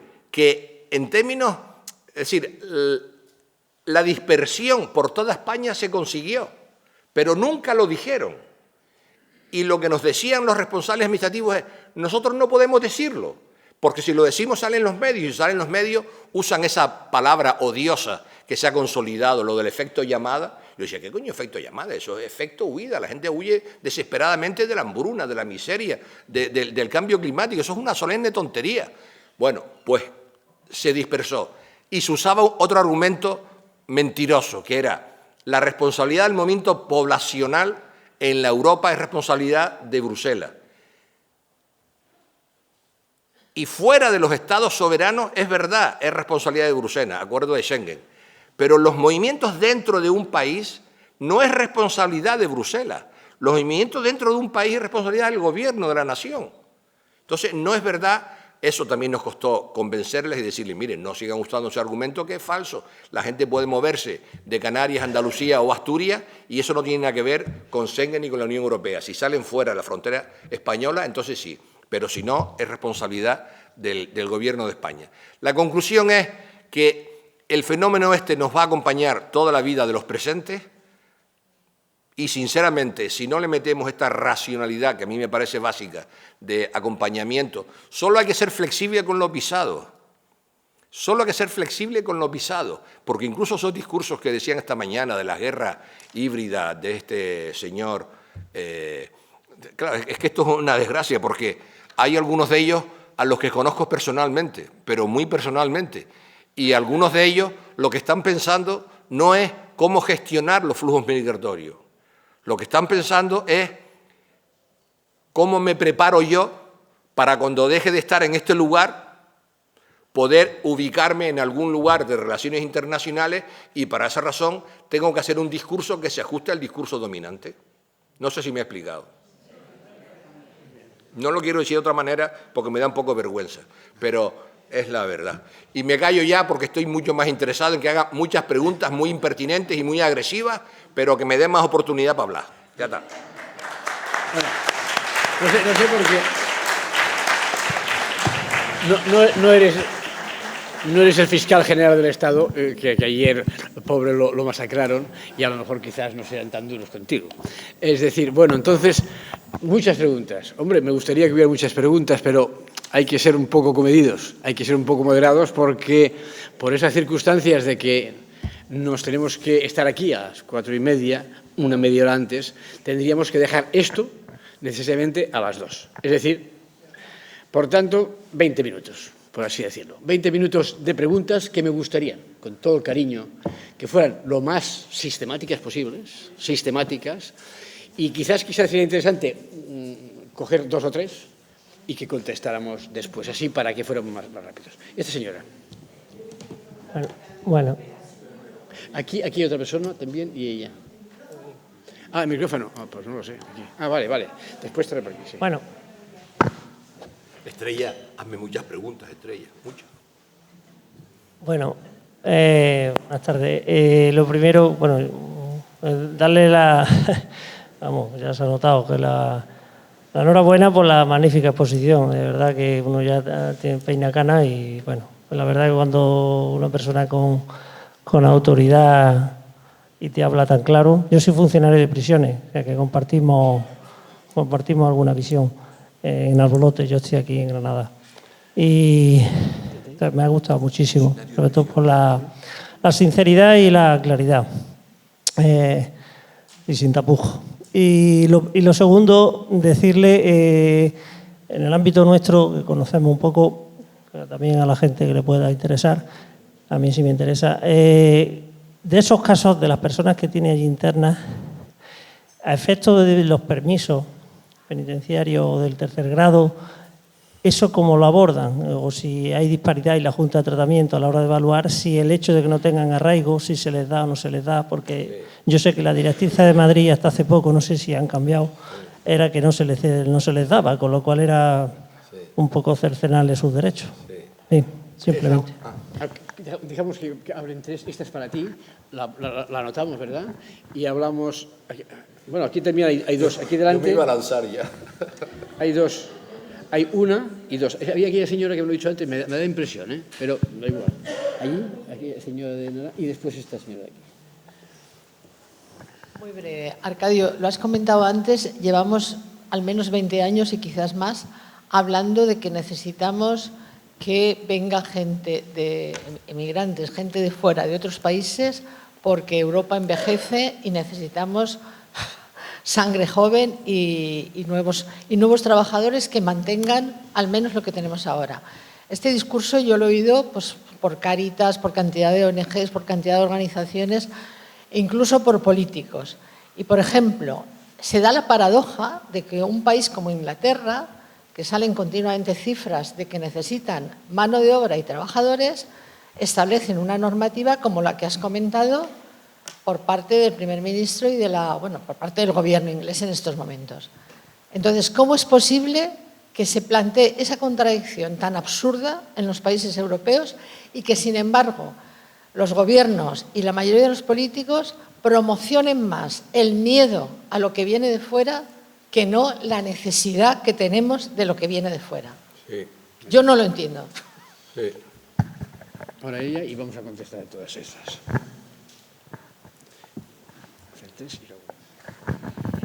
Se te va a acumular el trabajo, Arcadio, porque mi pregunta también es para ti. Me preocupa mucho esto que has repetido de la permanente improvisación en el abordaje de las migraciones. Uno improvisa una vez, dos veces. Cuando llevamos 20, 30 años afrontando el fenómeno de las migraciones, uno ya no improvisa, es que consolida una forma de actuar y lo que es improvisación no es tal, es deliberación por algún motivo. Hay leyes, hay directrices que los funcionarios y los jueces, por la parte que te toca, tienen que cumplir. Entonces, explícame por qué esto sigue siendo una permanente improvisación cuando tenemos herramientas para consolidar conductas adecuadas. Pues ahora contestamos a estas tres y hay una señora allí que también quería hacer una pregunta allí. Sí, después, sí. Tú, sí, contesta tranquilamente. Sí. Yo en general no hago ni caso, pero bueno, a ti te estoy respetando. Eso es un triunfo tremendo. Muchas gracias. ¿Dónde está el señor? Ya. Mire, le explico. Las juntas de tratamiento, si hay alguna expresión que no la explico con claridad, ya ustedes, como son mayores de edad, hacen así, digo, ¿qué diablos es eso? Y yo se lo explico. La junta de tratamiento es un órgano técnico de cada prisión, perdone que explique esto un poquito, que son los que deciden los permisos, las progresiones de grado, la clasificación, no lo mismo está en primer grado que segundo grado que tercer grado, en fin, son regímenes de más controles, menos controles, etcétera. La respuesta a su pregunta directa. En el caso de los migrantes, la Junta de Tratamiento, por unanimidad, dicen no. ¿Por qué? Porque aunque cumplen todas las condiciones, magnífico comportamiento,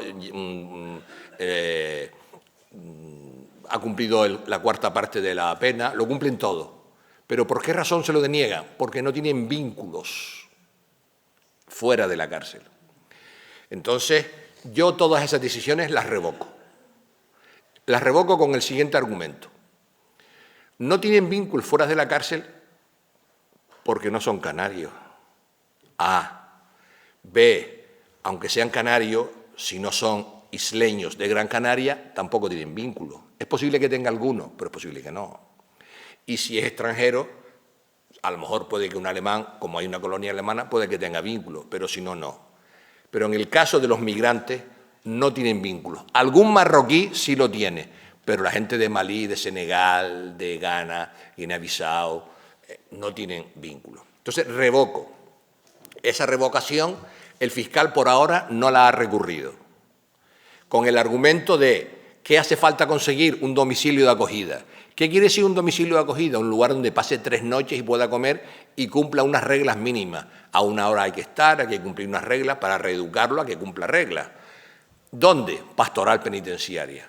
¿Cuál es la pelea en la que estoy ahora? Que no tiene que ver con mi trabajo de juez, sino, como conozco mucha gente, porque en su momento fui diputado del Común de Canarias, defensor del pueblo, pues como los conozco, pues voy y se lo planteo. Por ahora, los que tienen que tomar la decisión me han dicho que sí. El presidente del Gobierno, el consejero de Hacienda, la consejera de Asuntos Sociales, me ha dicho que sí a la siguiente propuesta, que es la segunda parte de su pregunta, no el permiso, sino el tercer grado. El tercer grado es un régimen de semilibertad. Pueden a lo mejor ir a dormir a la cárcel, pero está de 8 de la mañana a 5 de la tarde en la calle, pueden trabajar, etcétera, etcétera. Situación de semilibertad. Entonces, ¿cuál es el problema? Que la pastoral penitenciaria, yo soy o agnóstico o ateo, como ustedes quieran llamar, pero me parto el pecho por la pastoral penitenciaria y por la pastoral de migraciones, porque son curas y monjas con las que yo estoy trabajando, se comprometen con el ser humano y a veces vacilamos si creemos en dioses, reyes y tribunos hasta el Supremo Salvador, o nosotros mismos realicemos el esfuerzo redentor, cada uno que quiera, que crea lo que quiera. Pero el caso de esta gente está comprometida y entonces esta gente pone en el piso y la comida para 3 días, que es el permiso, o para 6 días, si es el permiso. Pero, coño, el tercer grado es mucho más tiempo.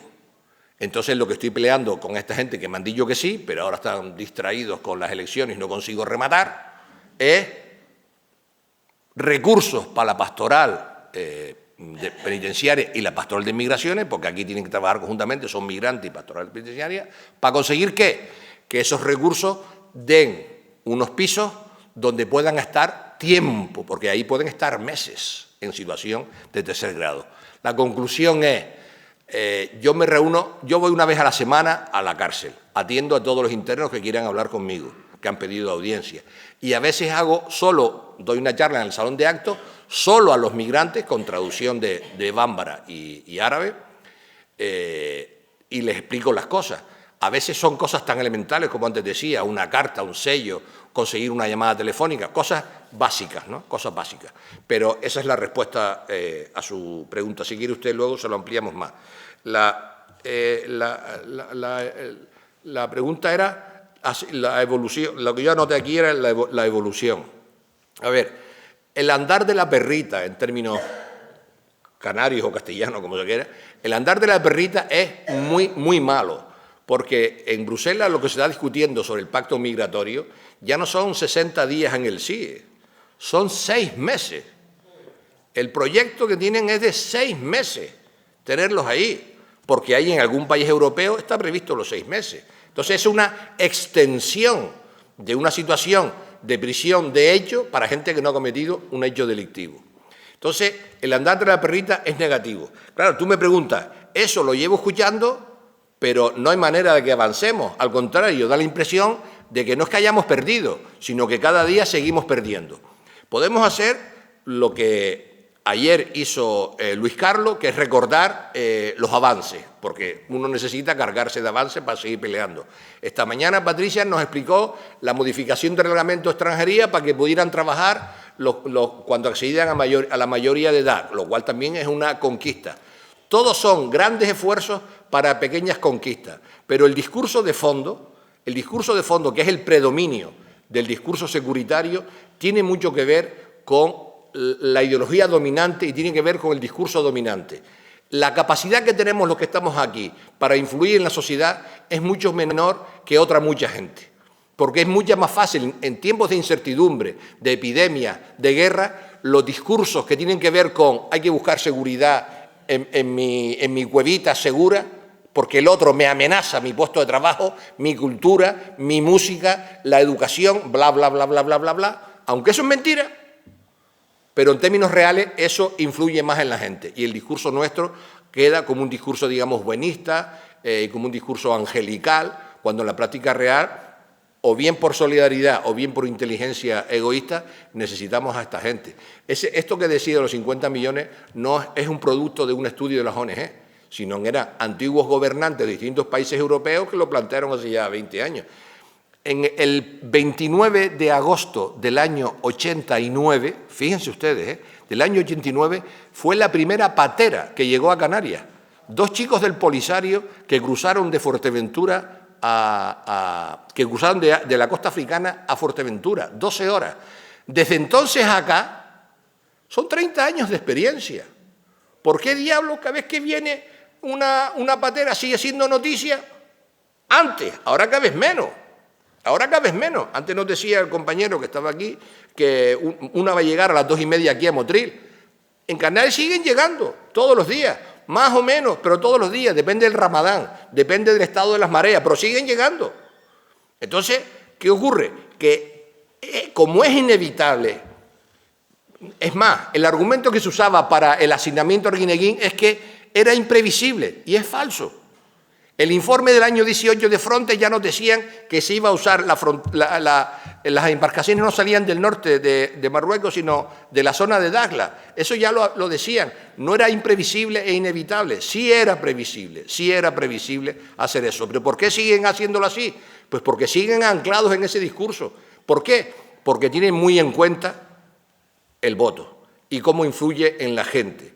Y entonces, aunque algunos gobernantes, yo no quiero satanizar a ningún grupo humano de ninguna materia, porque hay de todo en todas partes, pero siguen anclados en ese discurso y no se dan cuenta que ese es un discurso en que estás perdido, porque estás atrapado en un discurso que no es el tuyo, que es el discurso securitario. Y acá bota pastilla lo del ordenamiento jurídico nacional y el internacional. A ver, una cosa que suelo hacer en este tipo, por ejemplo, cuando me han pedido una charla en la Cruz Roja, es decir lo siguiente. Tenemos que hacer un esfuerzo por desculpabilizar, eso decírselo a Pablo. Sí, no, es decirle,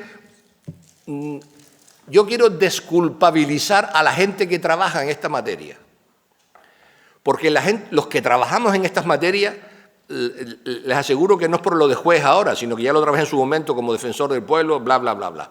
Los que trabajamos en estas materias, llega un momento en que te sientes mal, porque dices, coño, pero lo que estoy haciendo, esto no sirve para nada, porque es un montón, es como un océano y lo mío es una gotita de agua. Pero hay que desculpabilizar a la gente porque todas las herramientas jurídicas que tenemos son herramientas jurídicas, aunque hayan tratados internacionales, año 51, protocolo, Nueva York del año 68, convenio del año 50, Declaración Universal del año 48, podemos sacar una panoplia inmensa de textos internacionales, que si no tienen un mecanismo de coacción jurídica y de sanción por incumplimiento de dicho tratado, eso, con todo respeto a la poesía, es pura poesía. Cuando tienen mecanismos de coacción porque hay una sanción si hay un incumplimiento, esos son normas de carácter nacional. ¿Me estoy explicando? Entonces, ¿con qué estamos trabajando los juristas que estamos dentro del ámbito de un Estado, de una nación?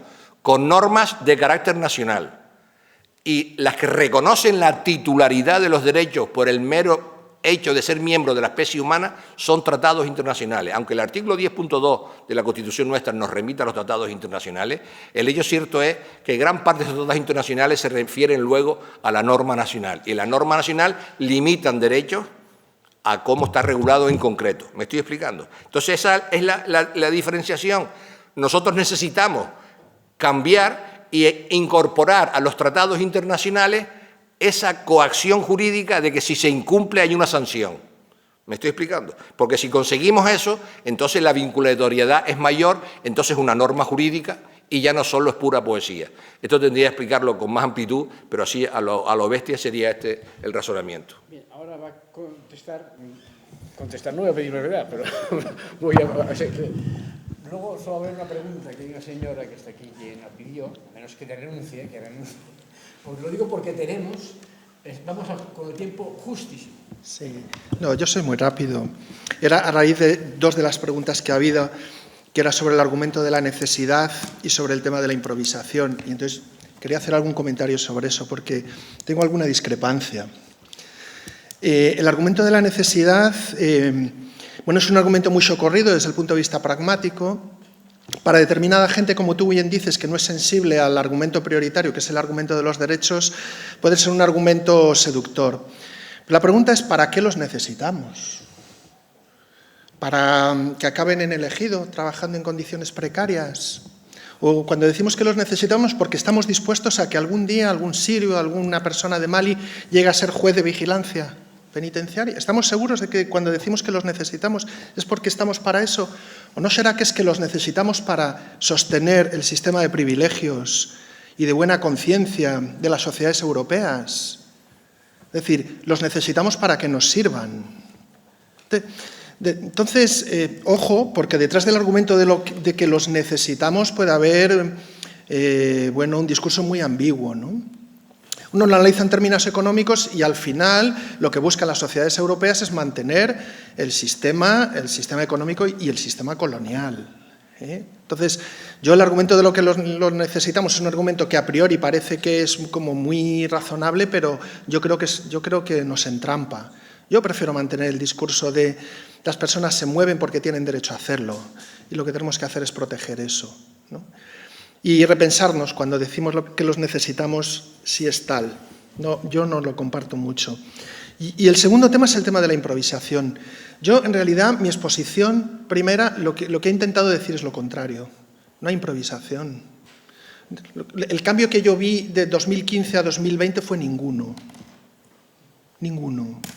Es decir, el método de trabajo en lo que son los campos de internamiento de refugiados, en el fondo era el mismo en el 2015 que en el 2020. Y lo preocupante es que en el 2020 fuera el mismo. En el 2015 yo puedo entender, había avalancha, es verdad.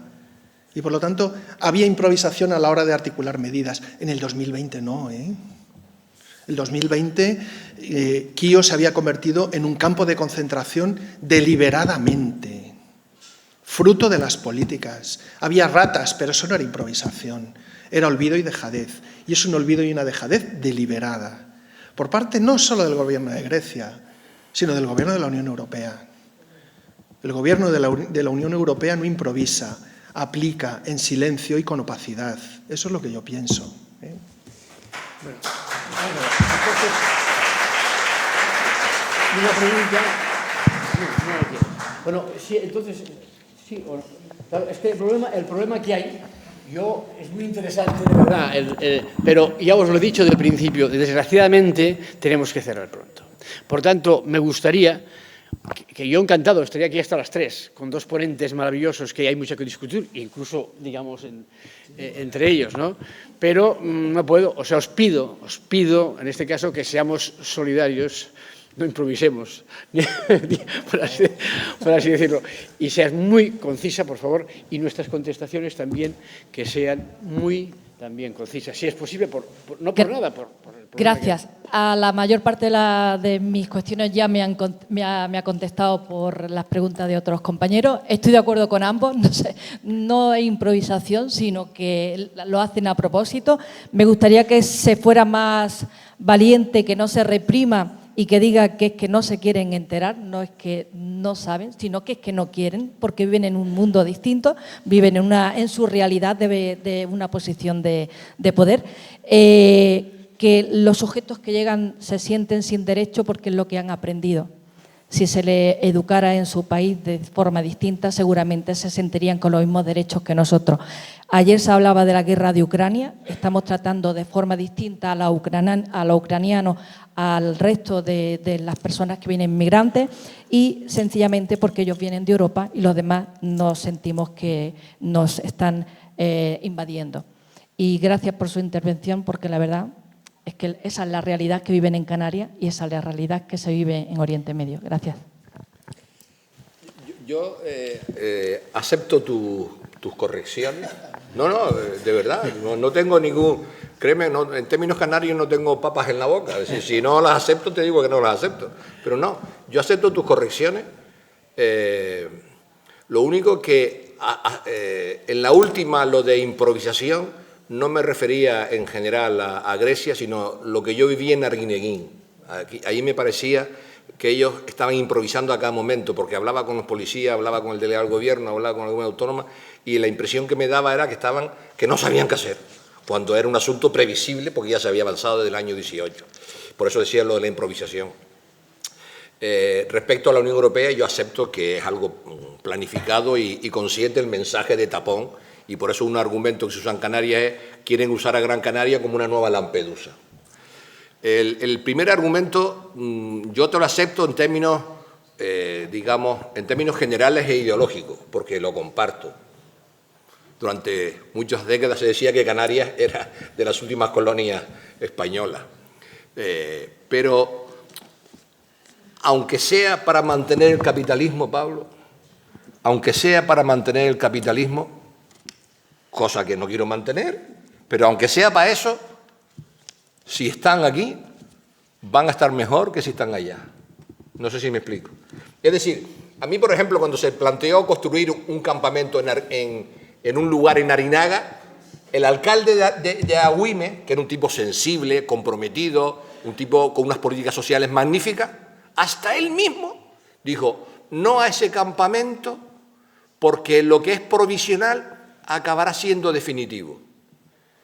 Y claro, yo al final le decía: coño, qué chachi es hacer política a costa de las espaldas ajenas. ¿Me estoy explicando? Y entonces este hombre dice: no, sí, claro, tú estás impidiendo que se construya un campamento para que estén en buenas condiciones con ese argumento, que está muy bien, pero si tú estuvieras en el lugar de ellos, preferirías salir de allí como sea y estar en ese campamento, que es mucho mejor a como están. Entonces, yo te acepto esto que, ¿para qué? Para que trabajen de camareros o de peones, etcétera, vale, pero es que vale más que estén aquí los que quieran estar, los que quieran estar, y ya dije mi conflicto de que es de traer recursos humanos más valiosos, pues son los más jóvenes, los más fuertes, los más musculosos, los más emprendedores, etcétera, etcétera. Pero es que tú los ves a ellos, los escuchas y te dicen: yo lo que quiero es trabajar, lo que quiero es vivir. Sí, pero acepto las correcciones en la calma. ¿Correcciones? Por favor, no son correcciones en absoluto. No soy quien para hacer eso. No, la pregunta es, sí, están mejor aquí que en Mali. La pregunta es: ¿por qué están mal en Mali? Hombre, yo sé por qué están mal en Mali. Claro, ¿por qué están mal en Mali? ¿Cuál es el origen de la guerra de Mali? ¿No será el uranio? ¿Y quién está negociando con el uranio? Francia. Sí. Entonces, a lo mejor lo que tenemos que hacer es trabajarnos eso un poquito más, sí, ¿no? yo estoy de acuerdo con eso, pero si uno llega allí y hace un discurso, dice: sí, vale, el discurso está cojonudo, pero yo quiero un bocadillo. Pues toma el bocadillo y ahora el discurso. Sí, yo creo que ambas cosas son necesarias, pero no olvidemos, ¿no? Ya me encantaría a mí saber, esta mujer ginecóloga, Yazidí, ¿dónde está ahora mismo? Sospecho que estará en Holanda cuidando de un anciano holandés. Seguramente. Sospecho. No, estoy de acuerdo contigo. Creo, que lo bonito incluso es que hay una discrepancia, bueno, no discrepancia, claro, una magnífica discrepancia, sí. Pero me refiero a que ahora en este momento, ya lo siento mucho, sé que hay preguntas maravillosas para hacer, pero no podemos hacer. Y hay que, antes de que todo el mundo se vaya, tengo que hacer una cuestión, y es decir, a las 4:30 es aquí, pero a las 6 de la tarde es en Salobreña, en el Auditorio Villa de Salobreña, el homenaje a Mariano Maresca, las canciones contra la exclusión, a las 6, no es aquí, lo digo porque a veces podría pasar que gente viniera aquí. Aquí sí es a las 4:30, A las 6 no. Yo creo que estas dos personas que han debatido tan intensamente, con tanta pasión y tanto coraje, merecen un súper aplauso de todos. Uy, tú también. Tú también. Digo que él también, porque yo no le hago caso a todo el mundo.